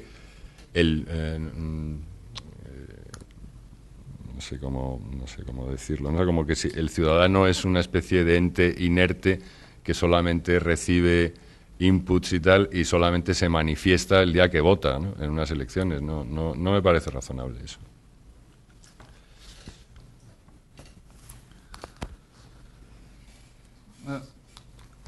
Llamar la decisión alemana irracional me parece un poco exagerado. Tan irracionales no son los alemanes. Se emocionan bastante rápidamente y montan algunos fuegos artificiales y luego se tranquilizan otra vez. Eso sí, pero lo de la energía nuclear es otra cosa. Eso hay que verlo en el contexto, en la historia, y el Partido Verde existe ya desde hace 30 años y ha formado parte del gobierno. Esta discusión sobre la energía nuclear es una discusión que hay desde hace muchos años en Alemania ya. Entonces yo creo que lo de Fukushima ha sido la última gota la gota que colma el vaso. Eso. Y yo pienso que hay que verlo en este contexto. Yo te aseguro que el pueblo alemán está bastante bien informado sobre este tema. Es un discurso que va hasta el último pueblo, hasta la última clase. Entonces no es una decisión que se ha tomado el lunes por la mañana tal cual. Porque tomar una decisión para 80 millones de personas es una cosa. Pero admito, en mi opinión, es un gran riesgo, eso sí. Y me sorprende que los alemanes han tomado este riesgo. Yo quiero volver un minuto a lo de Jesús y de las formas libres y donde no estamos tan de acuerdo. Yo estoy completamente de acuerdo que vivimos en la edad digital y que nos da mucho beneficio, y es claro que en mi profesión hay muchas cosas que sin ordenadores no se podría ni diseñar ni construir. Lo que pasa es que hoy en día se diseña mucho que no se puede construir, ¿no? Debido a las posibilidades de CAD y las no posibilidades en el CAM todavía, ¿no? Y lo que están haciendo arquitectos como Zaha Hadid me parece muy bien como escultura, no me parece un pecado hacer algo así, aunque la cama todavía es rectangular en esta habitación del hotel donde todo está redondo. No me parece pecado como escultura, pero me parece un pecado venderlo como algo sostenible y algo barato y algo como ejemplo para futuras generaciones, ¿no? Eso. Sí, yo no creo que yo no pretendo vender nada como barato y además yo no pretendo establecer como una idea de futuro esas imágenes, ni mucho menos, y bueno, para nada. Yo solamente querría traer a esta reflexión una imagen que para mí es fundamental. Y es en 1919, una imagen, precisamente, ya que hoy estamos hablando tanto de Alemania, a quien realmente un país del que su formación, por lo menos para mí, ha sido una formación en cierto sentido alemana, y admiro y profundamente, etcétera. Pero hay una imagen en Alemania de 1919 para la arquitectura y para la ingeniería única, y para lo que estamos comentando, fundamental. Y es un proyecto que era solamente un dibujo, y que en realidad era un cuadro para un concurso que no iba a hacerse nunca. Y era una torre en Friedrichstraße, en Berlín. Una imagen inolvidable para todo el mundo. Rascacielos de vidrio de Mies van der Rohe, de 1919. Repetido en 1920, con imágenes que podíamos ver repetidas hoy. ¿Qué pensaría en realidad la gente que estaba en 1919 viendo esas imágenes? ¿Estaba este señor loco? ¿Dónde íbamos a parar? Una pieza de cristal. Y a lo que el señor Ester se refería exclusivamente es que los valores que tenía que dar esa imagen solamente se referían a sus reflejos. Vaya capricho, caray. Vaya capricho. Vaya caprichoso. Con el señor, arquitecto, con una formación profunda en la tradición y, por supuesto, profunda en el trabajo de los materiales y, por supuesto, profunda en el trabajo como arquitecto alemán en la ingeniería, profunda de la sociedad que tenía. Vaya capricho, vaya capricho. Sin embargo, la implicación que ha tenido desde el punto de vista industrial ha sido excepcional. Yo no me quiero quedar con la imagen de Zaha Hadid o de Cape o de Asyntoteo, para nada. Pero sí el concepto, porque no podemos quedarnos con el concepto. Con las imágenes. Precisamente las imágenes no me dicen nada. No me dicen absolutamente nada. Lo único que tienen que replantearnos es el concepto de geometría del espacio que tenemos. Y pensar que hasta este momento estábamos viendo todo en un plano. Y que hasta el momento de 1919 todavía las teorías bosartianas estaban dando planos de alzados y secciones en piedra y no un valor espacial al vidrio. Curiosamente, la imagen no tenía ni siquiera montantes. Probablemente en este momento todavía es difícil hacerlo. Lo digo porque acabamos de estar construyendo unos planos con unas estructuras,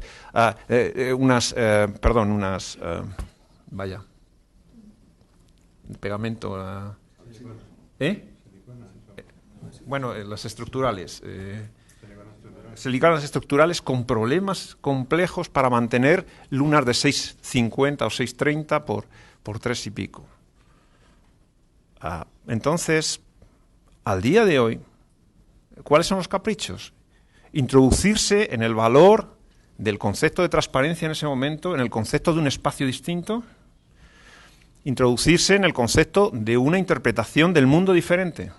Es que todo tenía que ser así.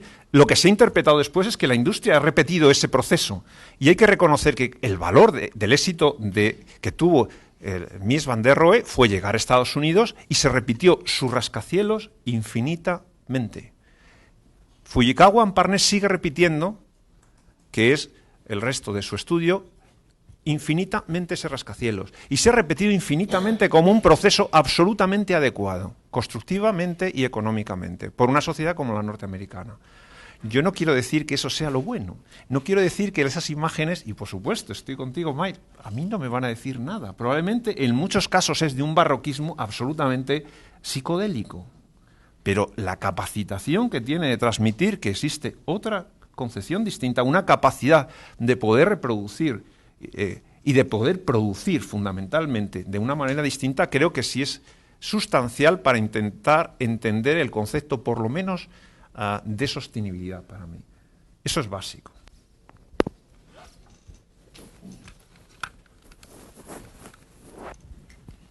Por ahí al fondo.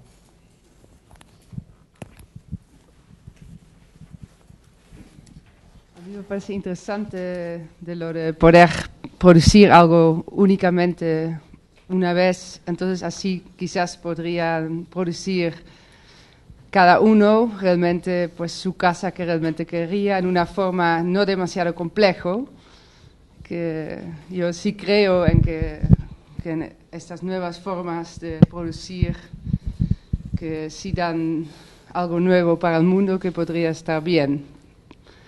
Y en coches se está utilizando esas cosas también ya hace bastante tiempo. Bueno, entonces yo creo que sí, que está muy interesante y también te da algo más positivo del mundo sostenible, porque a veces es construir sostenible solo puede ser con lanas de ovejas, de no sé qué, que bueno, yo tampoco creo tanto en esto, entonces bueno, era mi comentario.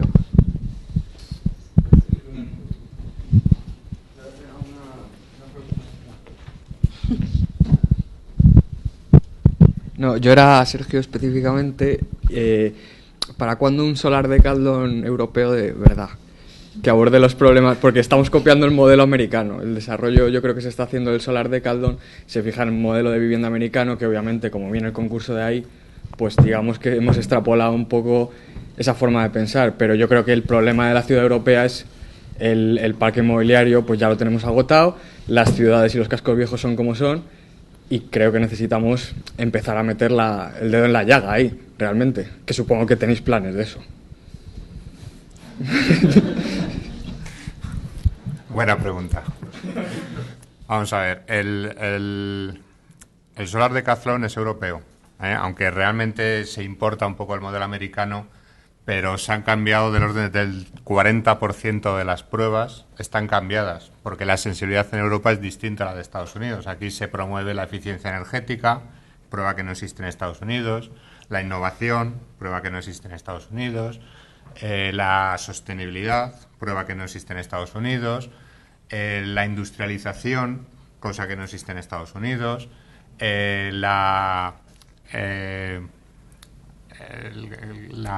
¿cómo se llama esto? La capacidad de los equipos de sensibilizar a su entorno, cosa que no existe en la competición americana. O sea, realmente la competición surge en Estados Unidos, pero la versión que tenemos aquí en Europa está europeizada en cuanto a sus valores. ¿Qué ocurre? El objetivo de la competición no es fomentar construcción de viviendas unifamiliares, que es un modelo que en sí es poco sostenible. El objetivo es innovar y desarrollar sistemas que realmente mejoren la eficiencia energética y que permitan incorporarse luego a otras edificaciones. De hecho, entre las actividades que comentaba ayer que estamos desarrollando dentro de los ámbitos del Solar Decathlon y del Tenaction, es un concurso de arquitectura para hacer vivienda social aplicando esas tecnologías, aplicando esos principios y hacer edificios de mayor densidad, más sostenibles, que sean casi cero energía, que es un poco el gran reto que tenemos como Europa. Tenemos la obligación, por las directivas que se han aprobado en Europa, para el año 2018 en edificios públicos y para el año 2020 para todo tipo de edificios, de que todos los edificios que se generen sean casi cero energía. Y eso hoy por hoy se puede hacer, pero a unos costes muy altos. Entonces es necesario innovar y es necesario invertir esfuerzos precisamente en democratizar todos estos sistemas para que realmente llegue a ser una realidad. Y ese es uno de los objetivos que tiene el Solar y creo que va totalmente en línea con las necesidades que tenemos en Europa.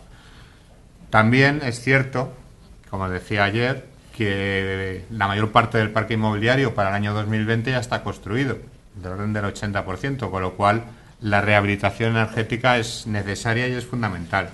Muchas de las tecnologías que incorporan los equipos se pueden aplicar en rehabilitación. De hecho, en el grupo de investigación nuestro, el TISE, de técnicas innovadoras y sostenibles en la edificación. Empezamos con técnicas innovadoras aplicadas a sistemas nuevos de hacer edificios basados en módulos tridimensionales y módulos ligeros y paneles ligeros, y estamos ahora mismo, hemos pedido un proyecto de investigación para trasladar un poco esa experiencia acumulada al campo de la rehabilitación. O sea que yo creo que la competición es europea. Por supuesto se puede cambiar el planteamiento, ¿vale? Pero el formato que tiene yo creo que es útil para los objetivos que se persiguen. Y luego otra cosilla, yo he echado de menos también que hubiese alguien de patrimonio en la mesa, personalmente, porque creo que tienen mucho que decir en el tema de la rehabilitación energética, y pues estamos en una ciudad, bueno, en Madrid, no estamos ahí, pero en Madrid, por ejemplo, cuando te planteas el hecho de cambiar un portal, simplemente la puerta que tiene de madera, que no entra luz, por poner una de vidrio para que entre luz y no tengas que gastar luz artificial en el día, el patrimonio te dice que no puedes hacerlo, que tienes que conservar la puerta de madera, pues yo creo que si empezamos por ahí y empezamos a tirar del hilo, a ver cómo hacemos ciertas reformas de fachadas, porque se plantea algo imposible. Pero creo que faltaría alguien en la mesa que empezase a aportar respuestas de ese tipo. O sea, que os pido un esfuerzo para en próximas ediciones, a ver si... Se decide que habiendo políticos por medio, yo quiero romper la lanza a favor de los políticos, porque la verdad es que menos mal que estén los políticos y que estén mucho tiempo. Es decir, una sociedad sin políticos es mal asunto, ¿no? Con politicazo, eso creo que es bastante peor. Y respecto a eso, yo creo que son precisamente nuestros propios, o somos nosotros los propios compañeros los que interpretan las ordenanzas, y son los que las hacen, no las hace nadie. Yo cuando voy y tengo que ir a patrimonio, y bueno, pues realmente me lo trata usted un señor que probablemente sabe poco o tiene poca formación sobre patrimonio realmente, pero traduce lo que me parece directamente, y ha sido también hecho por un técnico, o sea que eso está hecho por técnico. Yo no creo que hay que quitarlo de la ley, es absolutamente por técnico, y además de qué manera. Entonces, evidentemente esa situación, y yo estoy de acuerdo contigo que efectivamente, y aquí yo hacerlo públicamente, ¿no? Es absolutamente desastroso, ¿no? Puede ir realmente a la CIPAN, por ejemplo, en el Ayuntamiento de Madrid, es un nivel verdaderamente estrafalario, ¿verdad? Los resultados y las respuestas. Entonces, yo estoy completamente de acuerdo que es muy difícil, pero ya no solamente interpretar las posibles adecuaciones tecnológicas y medioambientales, etcétera, sino simplemente la propia interpretación de la arquitectura, del hecho arquitectónico, que ya es bastante poco sensible en este momento las ordenanzas y los expresiones. Mira, hay una cosa que me parece fundamental, y es que el péndulo se mantenga en una situación de equilibrio. La protección patrimonial, bien entendida, no está en absoluto peleada con la eficiencia, ni siquiera con la implantación de las nuevas tecnologías. ¿Cuántas puertas se han cambiado en Madrid que dejaban encima una rejilla para que entrara el aire dentro de los portales y generaran un tiro, y se han cambiado por puertas de cristal que llegan hasta el techo? Cuéntalas, verás que casi todas las que hay en el centro de Madrid han hecho eso, han cortado una vía natural de refrigeración pasiva en el edificio. Realmente entender la arquitectura antigua y los mecanismos que de ella son positivos es la mejor manera de inducir a una protección patrimonial real. Lo que es cierto es que, claro, nos tenemos que enfrentar a unos estereotipos absolutamente estrafalarios, como dice Jesús, de gente opinando de una manera infundada y por sensaciones aleatorias, ¿no?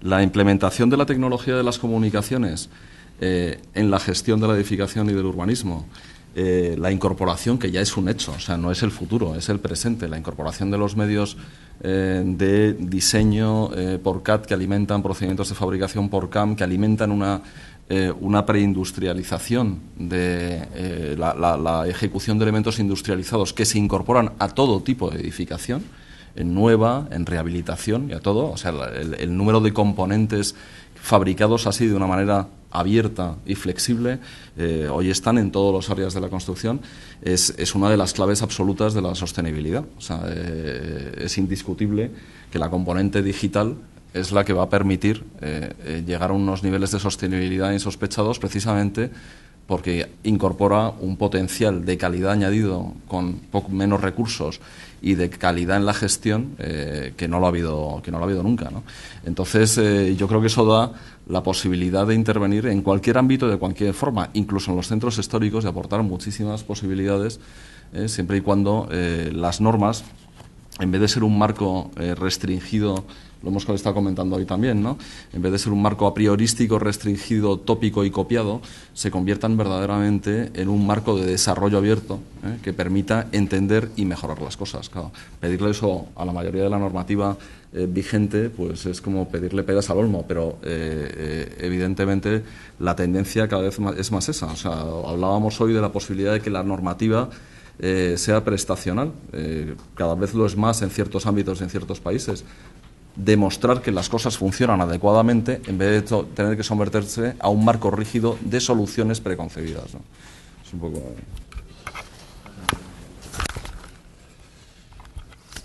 Bueno, yo por seguir un poco con el tema de patrimonio, desgraciadamente los criterios en el caso concreto de Madrid han cambiado en años de una manera brutal. Como yo ya tengo mis años, pues viví la época de cuando era alcalde Arias Navarro, que decidió que se quería cargar, vamos, de hecho, por él ya no existiría toda la zona de Chueca y demás, o sea, habría sido arrasada. Es decir, había un triángulo que era Princesa, Bulevares, Castellana, que lo que quería era cercarlo y derribarlo. Víctima de todo eso, pues ha sido pues todos los palacetes de la Castellana, etcétera. Es decir, ha habido años, muchos años en Madrid que se ha destruido patrimonio todo el que se ha querido y más. Y luego se ha dado el golpe de péndulo al lado contrario, es decir, proteger edificios que en realidad no deberían estar protegidos porque realmente no tienen ningún valor arquitectónico, y de ahí surgen muchos conflictos. Es decir, al final la pregunta es, más que traerte a lo mejor a una persona que a lo mejor tiene un criterio, es quién le pone el cascabel al gato, es decir, quién decide qué edificio se salva o cuál no se salva. Por ejemplo, la maravillosa casa de Doctor Arce de Alejandro de la Sota, ¿por qué se la cargaron? ¿Eso es patrimonio o no es patrimonio? Ese tipo de cosas que han pasado, ¿no? O el edificio este que estaba en la salida de la carretera de Barajas de Fisac, ¿no? La pagoda. Todo ese tipo de cosas, en realidad, al final, dices, ¿quién está? Aquí, por ejemplo, en La Granja o en Toledo, las cosas son muy claras. Es decir, tú ves que la rotulación de cualquier tienda o de cualquier cosa está cuidadísima. ¿Por qué? Porque esto se considera absolutamente intocable. ¿Qué ocurre? Que Madrid ya es un lugar más confuso, porque, claro, ¿por qué ese edificio está protegido? Que a lo mejor, vale, tiene 100 años. Su único mérito es que tiene 100 años. Pero a lo mejor es una castaña, arquitectónicamente hablando. Pero como tiene 100 años, hay que mantenerlo, ¿no? Entonces, ese es un tema muy, muy delicado, pero sí estoy de acuerdo en que se pueden hacer operaciones sutiles que mejoran muchísimo el comportamiento. Estoy de acuerdo con Luis, con operaciones sutiles que no alteren el aspecto del edificio. Se pueden hacer muchísimas cosas. Yo creo que la rehabilitación energética de un edificio no significa cambiar su estética drásticamente. Y bueno, respecto a los políticos, evidentemente que no es que desee que desaparezcan. A veces me molesta de los políticos que actúan de una manera excesivamente electoralista. Eso sí me molesta mucho.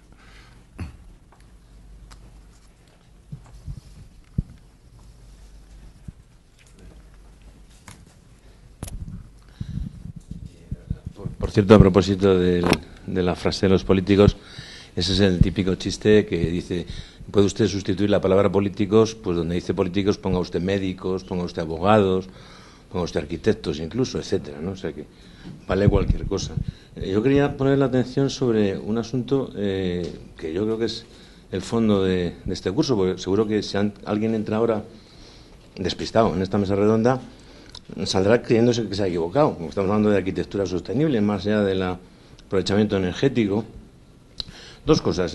No hace mucho leí o recibí una información, no sé si a través del iPod o de la pantalla digital o del periódico de toda la vida, en alguna zona de Aragón, no sé exactamente dónde, por ley, obligación de derribar molinos de energía eólica, sobre pretexto de que creaban un impacto ambiental. No sé si es que interrumpían el paso de aves migratorias o no. No sé si hemos hablado del impacto ambiental que tiene determinado tipo de energías. Segunda cuestión, que creo que también es interesante, ayer se hablaba, creo que en la Pilicueta nos hablaba del incremento de la población en el planeta, del problema de la ocupación del suelo, incluso una dicotomía entre población urbana, población rural, Yo creo que es un tema ya que se ha hablado, quizá esté pasado de moda, no sé si porque no se han llegado a acuerdos o porque simplemente son cosas que se quedan por el camino. El aspecto demográfico. Cuando hablamos de arquitectura sostenible, hay que pensar que la arquitectura es una ciencia al servicio de la humanidad, por lo tanto hacemos arquitectura para el hombre, para la humanidad. ¿Hay algún modelo consensuado ante estas agresiones de políticos? Vamos a suprimir el tráfico en las grandes ciudades, vamos a hacer que paguen un peaje por entrar en el casco histórico. Bueno, ¿hay algún modelo de descentralización de las ciudades que tenga que ver con la demografía? Un modelo, quiero decir, un número de habitantes ideal para que la arquitectura sea sostenible. No sé, 200.000 habitantes, 300.000 habitantes. ¿Se ha pensado en esto, en el tema demográfico, desde el punto de vista de la arquitectura sostenible, construcción sostenible, ciudades sostenibles para la vida de la humanidad? Y la pregunta a la mesa en general. A mí no me consta información sobre eso. Había un modelo clásico que es la dimensión a partir de la cual los gastos por per cápita en una ciudad se disparaban, era a partir de 100.000 habitantes, ¿no? Es como la cifra buena, ¿no? Desgraciadamente el problema está en que tampoco puedes forzar a que una ciudad se estanque en 100.000, que a lo mejor sería el número ideal. O sea, desde un punto de vista teórico, bueno, científico puro, pues ese sería una buena cifra. Es decir, ya te permite tener unas infraestructuras de una cierta potencia, etcétera, o sea, tener cubiertas toda una serie de necesidades sanitarias, no sé qué, a unos costes razonables. Pero la realidad es que luego no es así. Es decir, desgraciadamente, no sé, por ejemplo, yo he seguido mucho La Pista, porque un tío mío vive ahí, en México, en el Distrito Federal, y es una ciudad que ha crecido en los años 70 al ritmo de 1 millón, 1,5 millones de habitantes anuales. Claro, eso es imposible absorberlo. El caos urbanístico que es México, el Distrito Federal es impresionante por eso. Es una ciudad que es un patchwork absoluto porque ha tenido que absorber eso, 1 millón de habitantes al año. Y es un fenómeno que los políticos no sé si lo han querido parar o no han podido controlar. Porque claro, estamos ya en la otra cuestión, es decir, el tema de cómo consigues que una ciudad se mantenga en 100.000 habitantes o bien desaparezca porque decrezca o se dispare porque económicamente a lo mejor le va muy bien y es un gran atractor de gente, ¿no? Yo creo que esos son temas que ya desgraciadamente escapan a nuestro control. Sí existen muchas teorías de los años 70, años 80, estudios de óptimos de tamaño, eso sí existe. Pero yo creo que ya es un tema que yo no he vuelto a leer nada de esto porque creo que se ha abandonado simplemente por imposibilidad de control, ¿no? Me temo. En este momento solamente recordar que en China el 50% de la población vive en ciudades. El 50%. Y cuando hablamos de China, antes se ha hablado de si se dispara o no se dispara el consumismo allí, hay que pensar que se supone que hay más de 100 millones de superricos. Entonces, los números, bueno, es que no tienen nada que ver con las condiciones de escala que nos movemos aquí. En realidad, el concepto ese de conurbación, que sí se ha comentado y se comentó a finales del siglo XX que se produciría como algo normal, pues en este momento parece que se va sucediendo.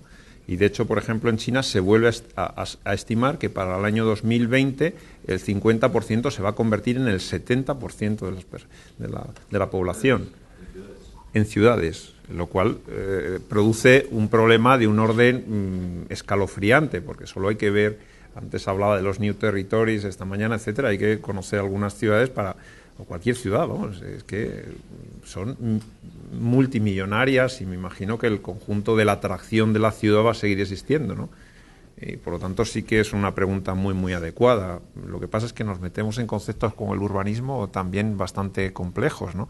Ahora sí que es obvio que da en el toque, en la piedra de toque, el hecho de manifestar cuál es el concepto de sostenibilidad de una ciudad o si depende del número de personas.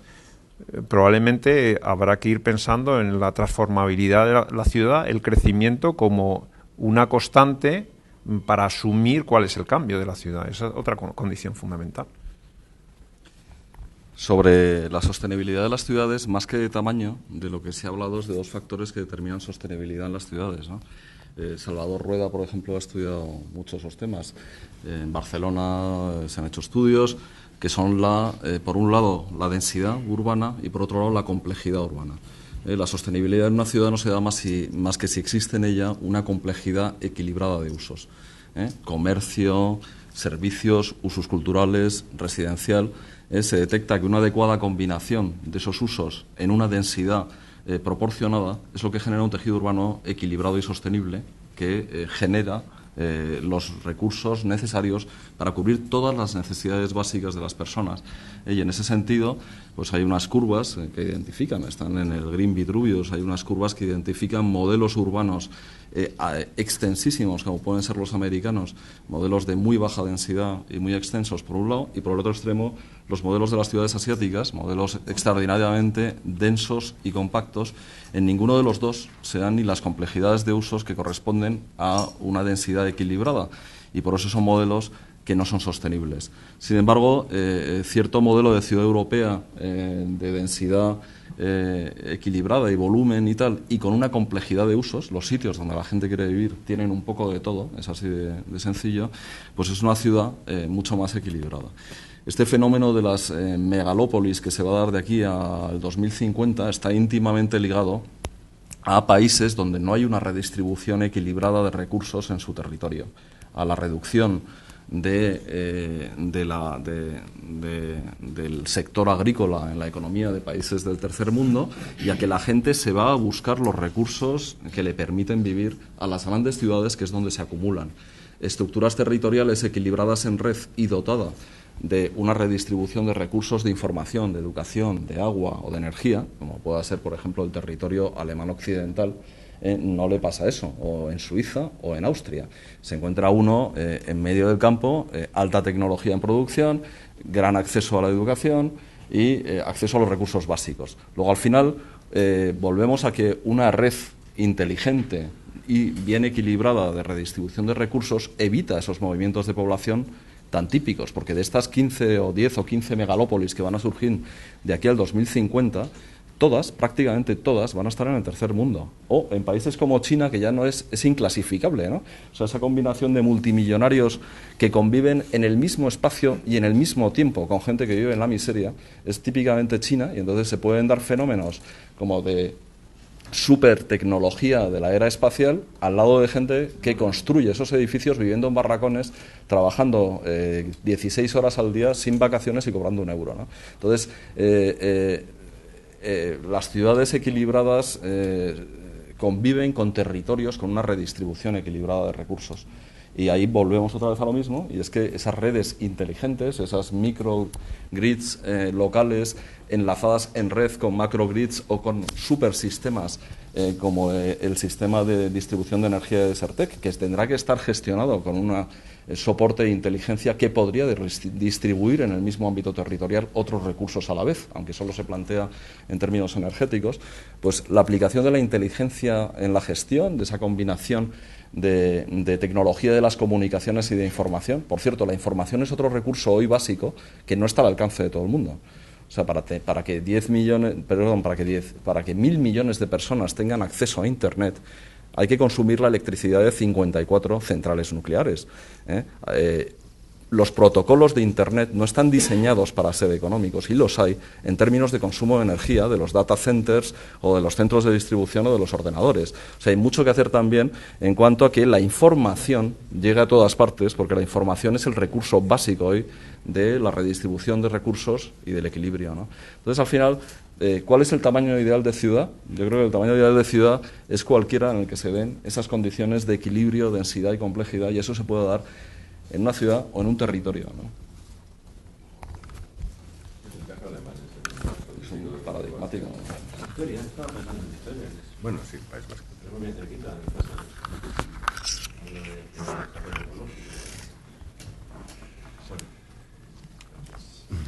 ¿Más preguntas?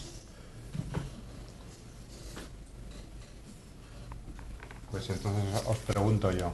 Yo tenía una pregunta muy concreta en realidad para Mike.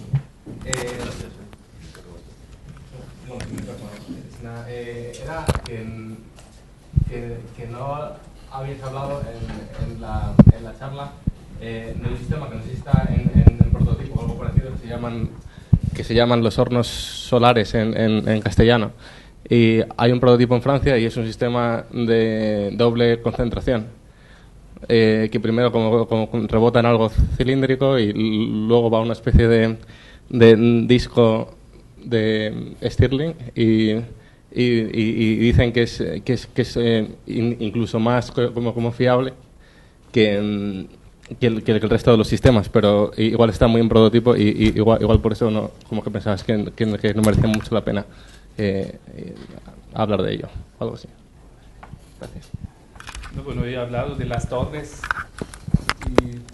y del Stirling, y lo que tú cuentas es relativamente parecido a estos sistemas, pero claro, no he mostrado todo. Ha sido unos spotlights sobre algunas cosas que a mí me parecen interesantes.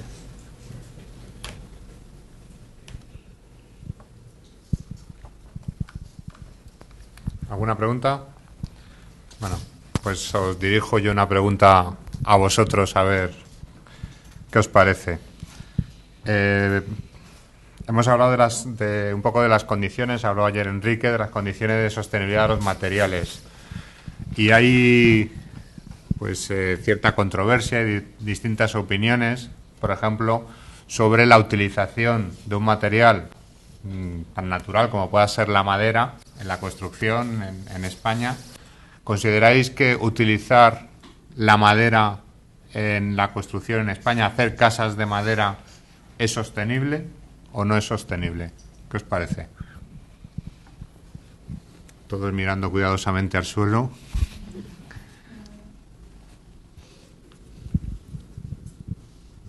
Venga, ¿alguien que se atreva o saco el dedo?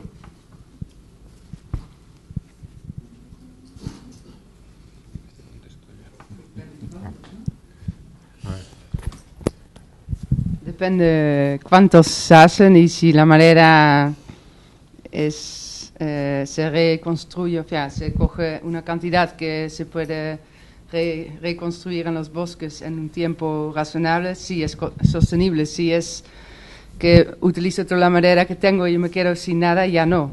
Entonces es cosa de escala, creo yo, de cuántos se hacen. Y también creo que si lo tienes cerca la madera, pues es más sostenible. Si yo voy al desierto donde no hay nada y quiero construir una casa de madera que tengo que traer de Finlandia, ya no tiene su lógica, bueno, de sostenibilidad por transportes, etcétera. ¿Queréis opinar más? Con DM no va a reconstruir. Quiero decir, si reciclas madera, sería el único sistema que pudiera hacer un ciclo sostenible de un sistema de producción que se basa en unos recursos naturales que requieren un crecimiento, pues que estamos hablando de un mínimo de 20-30 años aquí en España. Hay cultivos, lo que es el eucalipto, pero no te vale muy bien para construcción y menos para estructura. El bambú sí que es asequible, pero no podemos cultivarlo aquí extensivamente porque no tenemos un clima favorable. Entonces, si se desarrollase la industria de los reciclados y los prensados, sí que podrías tener un ciclo de renovación del parque viejo, reciclarlo, construir de nuevo con el material reciclado, pero eso depende de la industria, del avance de la industria, yo creo. Antes de que respondas, el por qué pregunto esto es por una razón muy sencilla, y es que en la industria de la construcción, como en todas las industrias, cada uno arrima el asco a su sardina. Y entonces el del aluminio te vende que el aluminio es el material más sostenible del mundo y te lo argumenta. El de la madera te dice que la madera es perfectamente sostenible y que tendríamos que construir en madera y que se pueden construir no sé cuántos miles de casas en madera. El del PVC te dice que el aluminio es un horror porque se destruye muchísimo. Para extraer un metro cúbico útil de aluminio hay que arrasar no sé cuántas toneladas y metros cúbicos de terreno natural. En fin, que todos te venden la moto y te lo argumentan. Y yo creo que es importante y creo que sería deseable además que después de hacer este curso por lo menos tengáis una idea clara de por dónde van los tiros, para que tengáis criterio propio de qué puede ser sostenible o no y en qué condiciones, porque casi todo en esto es relativo, no es blanco o negro. Depende un poco, como decía Katia, de las circunstancias. Hombre, un poco, es decir, si nosotros en España se hubiesen construido en estos años las viviendas necesarias por crecimiento vegetativo, se podrían haber hecho perfectamente en madera. Ahora, por ejemplo, asumir un disparate como el que hemos vivido en estos años pasados de sobreconstrucción de viviendas con madera hubiese sido un desastre. Entonces, es difícil evaluar bueno, yo desde luego no tengo los datos y estaría bien que fuesen organismos independientes los que dijesen realmente cuántas viviendas de madera puede asumir el mundo sin una deforestación salvaje, ¿no? O sea, con cultivos programados y tal. Hay todo otro mundo, que ese sí es muy interesante, del que no hemos hablado, que ya no es, por ejemplo, el del bambú. El bambú en realidad se considera uno de los argumentos de venta, aparte de las prestaciones y propiedades del bambú para lo de Barajas, era que en realidad es una hierba gorda, ¿no? No es un árbol. Pero hay muchas cosas de fibras naturales, por ejemplo el kenaf y todas estas plantas, que sí se podrían hacer cosas, y de hecho ya se están, ayer os enseñé cosas de eso, ¿no? No estamos hablando de madera propiamente dicha, no sé, de grandes piezas, de grandes secciones y tal, sino estamos hablando ya de otros elementos, digamos, menores, ¿no? Plantear una ciudad densa construida en madera es viable. Es decir, por ejemplo, una de las grandes ventajas de la madera contralaminada es que tiene un comportamiento a fuego excepcionalmente bueno. Como es un tablero tan macizo, no tiene resaltes, la llama simplemente no agarra, ¿no? O sea, es muy difícil echar a arder un tablero contralaminado. Es decir, ese problema del recuerdo tremendo del incendio de Londres o cosas parecidas, ¿no? Pues no, digamos, en ese sentido sí podríamos asumir que se podría hacer la ciudad densa con edificios hechos con sistemas de madera, con estos sistemas, por ejemplo. Pero ya el volumen de madera necesario yo creo que es excesivo. O sea, eso ya te lo digo casi como una intuición. No he hecho ningún cálculo serio, ¿no? Pero, vamos, contestando a Sergio. Pero vamos, en realidad el tema siempre vuelve a ser un poco el mismo. También es un tema de oportunidad y de coste. Hoy en día una vivienda, un amigo mío quería hacerse una casa de estas de madera contralaminada, resulta que en España, ya parece que en Galicia se animan a montar alguna fábrica, pero básicamente te la tienes que comprar en Austria o por ahí, ¿no? O sea, en realidad los fabricantes hoy en día de estos son austriacos. Entonces, claro, económicamente hablando, pues fabricar esas viviendas en España todavía no parece que esté muy a tiro, ¿no? Es viable, pero existen sistemas constructivos locales que compiten con mucha ventaja económicamente hablando, ¿no? Entonces... Y simplemente por añadir un matiz, y es que la madera en sí es sostenible, está claro, pero es sostenible donde hay madera. Aquí en España no tenemos demasiada madera, tenemos un poquito de madera que es suficiente para el uso que hacemos, pero si quisiésemos hacer casas de madera en España de forma un poco significativa, no digo ya masiva, tendríamos que importar la madera pues de los países nórdicos, y entonces ya estaría por ver si dejarían de ser sostenibles o tan sostenibles como los venden. Allí al fondo hay una... Hablamos de casas de madera y casas de aluminio. Espera un segundo, por favor.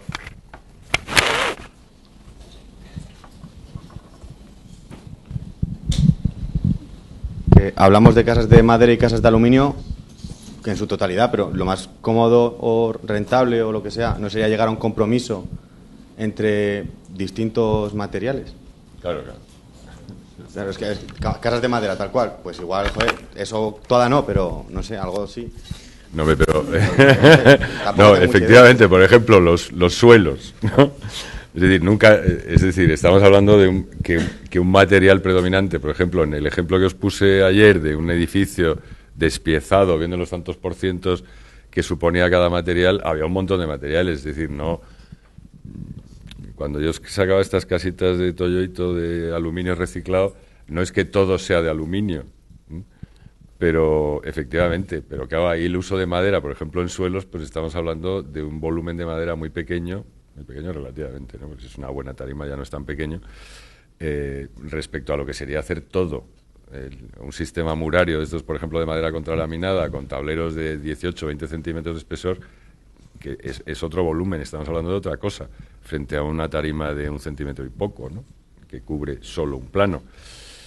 Evidentemente no existe el monomaterial al día de hoy. Sí, la tierra, o sea, las construcciones de adobe sí son bastante monomaterial, salvo la cubierta, salvo que las hagamos modelo árabe en plan cupulita y tal, ¿no? Porque si no necesitaremos algo para hacer un forjado de cubierta, ¿no? O sea que eso cuando se habla de viviendas de aluminio no es que sean solo de aluminio, ¿no? Bueno, hay tiempo para una última pregunta. Y si no, vamos cerrando el chiringuito. Yo iba a hacer una más. ¿Qué pensáis que pasaría si, por ejemplo, como decisión de proyecto se tomase el de usar solamente los materiales que nos encontrásemos a 100 kilómetros a la redonda? Entonces, reducir mucho el transporte y, por lo tanto, invertir en la economía de la zona. O sea, si pensáis que es interesante o que es como hippie o superfluo, o simplemente eso. Es la visión de toda la vida del uso de materiales, en realidad. Eso es lo que nos decían en la escuela cuando éramos pequeñitos, en la escuela de arquitectura, ¿no? El uso local de materiales. Pero, por ejemplo, yo ahora he tenido que hacer un proyecto que cumple la certificación LEED, que en ese sentido es bastante restrictiva, y consideran materiales regionales los que están en un radio de 700 kilómetros. Eso se considera un material regional al día de hoy. Quiere decir que tú desde España llegas, cubres prácticamente gran parte de Francia, por supuesto España entera, Portugal, etcétera, parte de África y demás, ¿no? Es decir, pero volvemos al asunto, también es relativo. Si yo consigo tener una energía muy barata, una energía de transporte tremendamente barata, la incidencia hace relativamente pocos años, cuando todavía la energía, el petróleo estaba bastante barato, era un factor ese que no se tenía, que se empezó a dejar de tener en cuenta, el de la proximidad. Y también tiene mucho que ver qué tipo de piezas haces, si no transportas demasiado aire, si transportas todo muy compacto, y además cosas que no pesen demasiado. Entonces, tienes razón en que es un planteamiento interesante, pero que por otro lado es muy limitativo.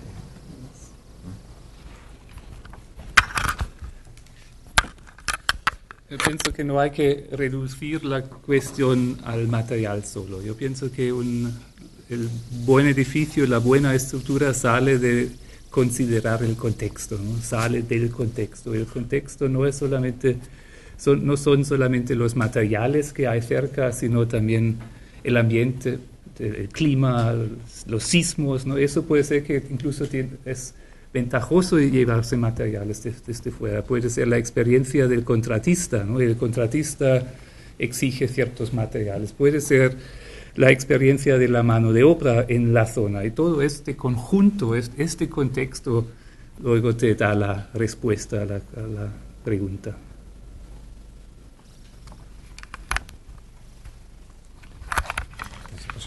Solo matizar que hoy en día el transporte depende de la forma de transporte. Te cuesta menos el transporte y gastas menos energía trayendo a lo mejor bambú de China, que te vienen en grandes cargueros, que trayendo madera de Finlandia, que te viene en camión y consume mucho más energía por metro cúbico de madera.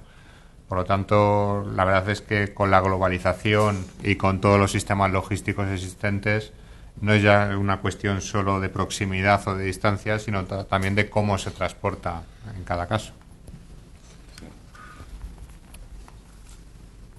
A priori lo que dices es así, pero cuando se hace un análisis de ciclo de vida completo, a veces uno se da cuenta de que hay ciertos materiales elaborados industrialmente y que no están disponibles en un contexto próximo, que tienen una repercusión no ya en la carga incorporada a los materiales o al transporte, sino en su eficiencia en el funcionamiento, que compensa sobradamente los otros dos factores.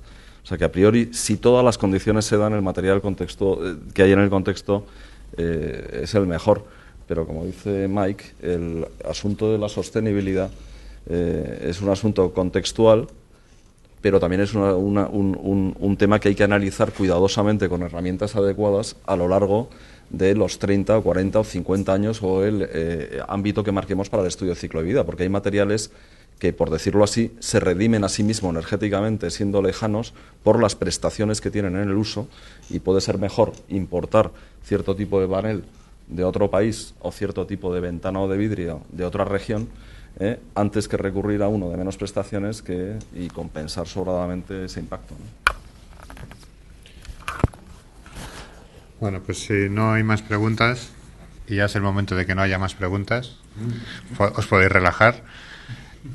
Vamos a ir un poco cerrando el curso, no sin antes agradecer a todos los profesores y ponentes las brillantes exposiciones, y que yo creo que ha sido realmente iluminador para la gente, algunas y muy refrescantes, algunas de las imágenes que habéis mostrado. Agradecer también al equipo de organización del Solar Decathlon, por un lado, y al del Ten Action, y en especial a Mónica, que es la que ha coordinado un poco toda la organización del curso, vuestro buen hacer, y agradeceros a todos vosotros la paciencia de haber estado aquí estos días con nosotros, aguantando un poco nuestras opiniones y nuestras excentricidades que tenemos como toda persona, ¿no? Muchas gracias a todos y esperemos que nos veamos en otra ocasión. Gracias.